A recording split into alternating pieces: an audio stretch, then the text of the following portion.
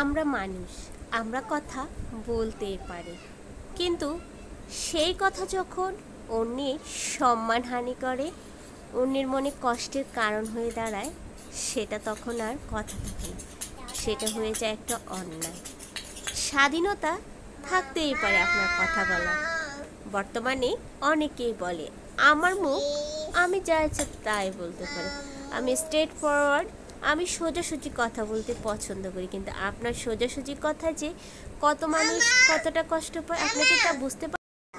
অন্যের নামে একটা খারাপ কথা জেনে তা সবাইকে বলে বেড়ানো খুব সহজ, কিন্তু কারো খারাপ কিছু জানার পরও তার নিজের মধ্যে পুষে রাখাটা অনেক বেশি গর্বের বিষয়, অনেক বেশি ভালো চরিত্রের বিষয়।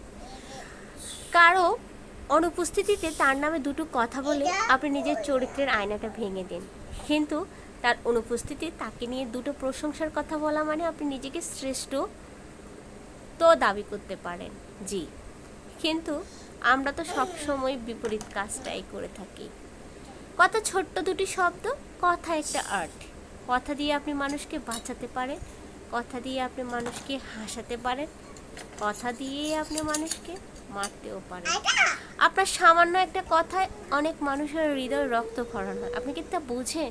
হয়তো বুঝেন, হয়তো বা বুঝেও না বোঝার ভান করে থাকেন। তাই এমন কথা বলবেন না যেটা অনধিকার চর্চা। এমন ছোট্ট হোক বড় হোক, এমন কোনো কথা বলে কখনো কারো মনে ততটুকু কষ্ট দিবেন না যেন তার বুক থেকে দীর্ঘশ্বাসটা বেরিয়ে পড়ে। আপনার কথা হোক আশীর্বাদ, আপনার কথা হোক আত্মসম্মানের, আপনার কথা অন্য মানুষের মুখে হাসি ফোটাক, আপনার কথা অন্য মানুষের চোখের জল মুছে যাক।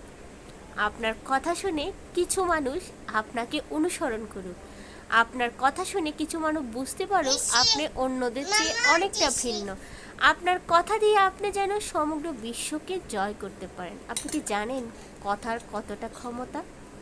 তাই আপনাকে কথা না বলতে বলবো না, কথা বলুন, কিন্তু একটু ভেবেচিন্তে, জায়গা বুঝে, অবস্থান বুঝে, পরিস্থিতি বুঝে তারপর বলুন। দেখবেন আপনার ছোট্ট একটা কথা আপনাকে অন্য মানুষ থেকে ঠিক কতটা আলাদা করে তুলবে। একটি কথায় আপনি যেমন অন্যের হৃদয় ভাঙতে পারেন, তেমনি ছোট্ট একটা কথা আপনি অন্যের হৃদয় জোড়া লাগাতে পারেন। আশা করি ভিডিওটা ভালো লেগেছে। ভালো লেগে থাকলে কমেন্ট করতে ভুলবেন না। আজকের মতো বিদায় নিয়ে নিচ্ছি। আসসালামু আলাইকুম, আল্লাহ হাফেজ।